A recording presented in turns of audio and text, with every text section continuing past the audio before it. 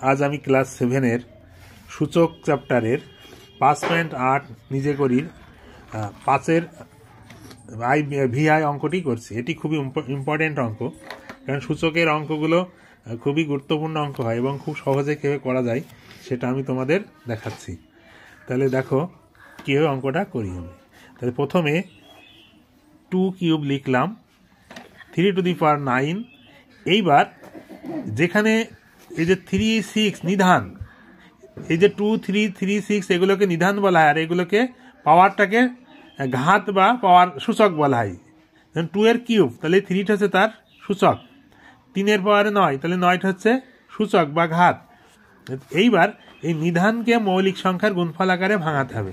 তাহলে এই 2, 3 আছে, এখানে 3 আছে, আর এই নিধান এখানে 6 আছে, তাহলে এখানে 3/6, আর এই 6কে আমি 3 × 2 লিখে তার পাওয়ারে 3 লিখতে পারি।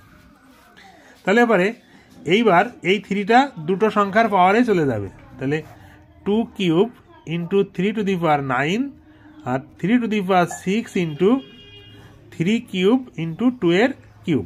এই 3টা দুটোর পাওয়ারে যাবে, 3 এর পাওয়ারে যাবে, 2 এর পাওয়ারেও যাবে। তারপরে তাহলে 2 cube into 3 to the power 9। এইবার নিচেই 3 এর পাওয়ারে 6 আর 3 এর পাওয়ারে 3 আছে, তাহলে নিধান যদি একই হয় পাওয়ার কি হবে? যোগ হবে, তাই তো? নিধান যদি একই হয় পাওয়ার কি হয়? যোগ হয় গুণের সময়। তাই 3 to the power 6 plus 3 into 2 এর কিউব। এইবার তাহলে 2 কিউব থাকলো, 3 টু দি পাওয়ার 9 থাকলো, আর নিচে তাহলে 3 এর পাওয়ারে 9 ইন্টু 2 এর কিউব।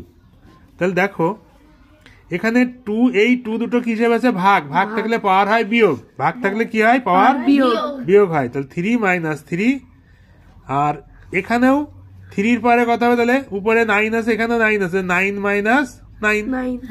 তাহলে 2 এর পাওয়ারে 3 - 3 মানে কত হচ্ছে? 0, আর 3 এর পাওয়ারে 9 - 9 মানে 0।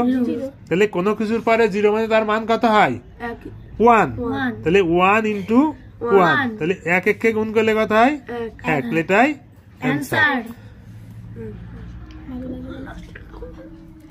তোমরা সবাই এটাকে লাইক কমেন্ট করে দিও এবং ভালো লাগলে পরে শেয়ার করো।